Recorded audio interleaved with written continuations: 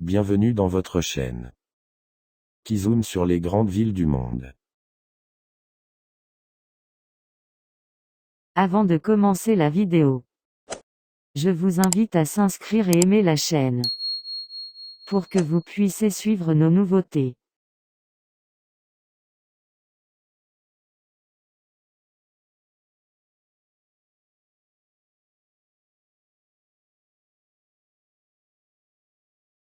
Située dans la plaine du Cés, entre le Rif, au nord, et le Moyen Atlas au sud. Fès est la deuxième plus grande ville du Maroc. Faisant partie des villes impériales du Maroc, elle est à 180 km de Rabat. Elle a été à plusieurs époques la capitale du pays et est considérée de nos jours comme sa capitale spirituelle. Sa fondation remonte à la fin du 8e siècle. Plus précisément en 789. Par le shérif Moulay Idriss Ier. Divers titres ont été attribués à la ville de Fès, dont l'Athènes de l'Afrique, la reine du Maghreb, et la Bagdad du Maghreb. Quant à son origine, plusieurs étymologies existent, certaines issues de la légende populaire, d'autres de travaux d'historiens. La plus répandue c'est la découverte, lors du creusement des fondations de la ville, d'une pioche, en arabe Fas. Au patrimoine mondial de l'UNESCO. L'enceinte royale, et les quartiers nouveaux. Le climat de Fès est méditerranéen, matiné de continentalité, et subissant les influences atlantiques. La ville de Fès a toujours été considérée comme la capitale culturelle et spirituelle du royaume du Maroc. Elle a abrité pendant longtemps la seule université de l'Afrique du Nord. Après l'université Zitouna de Tunis, l'université Al-Qarawiyyin qui se distingue par sa grande bibliothèque, portant le même nom. Sa construction a débuté en 859.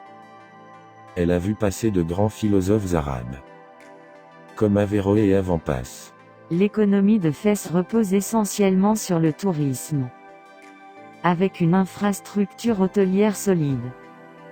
Des maisons d'hôtes traditionnelles appelées riads. Fès est une ville millénaire. En la parcourant, on peut facilement se laisser emporter à travers son histoire, grâce à ses nombreuses mosquées, médersas, fontaines, jardins historiques, portes fortifiées, rias, et souks. Fès est connu pour son artisanat très riche, dont le savoir-faire est transmis de père en fils depuis des générations.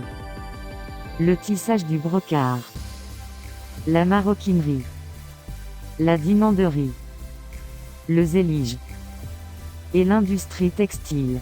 On peut ainsi faire le tour de la ville, en passant par les portes légendaires de Bab el-Bissa vers le nord-est, Bab Ftou vers l'est, qui mène d'ailleurs au terme de Sidi Harazem, Bab Jdi. La porte d'entrée la plus proche pour accéder au souk, Bab Boujlou vers l'ouest.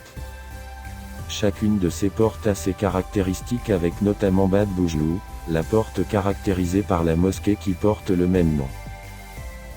Quant aux monuments historiques à visiter, l'ancienne Médina est traversée par une rivière légendaire, qui divise la ville en deux parties dites Zahadoua. Ces deux rives datent du premier roi idrisside Idriss Ier, qui s'est installé sur l'une des rives. La mosquée Al-Qarawiyyin. Cette grande mosquée connue dans le monde entier, est située au centre des souks de l'ancienne Médina. Medersa Bou Inania, seul édifice religieux de Fès ouvert aux non-musulmans. Musée Néjarine de Fès, et sa fontaine. Jardin arabo-andalou du Palais Bata à Fès. Mausolée Idriss II. Palais Royal. Mela. Palais El Mokri. Fès Jdi. Place Sif.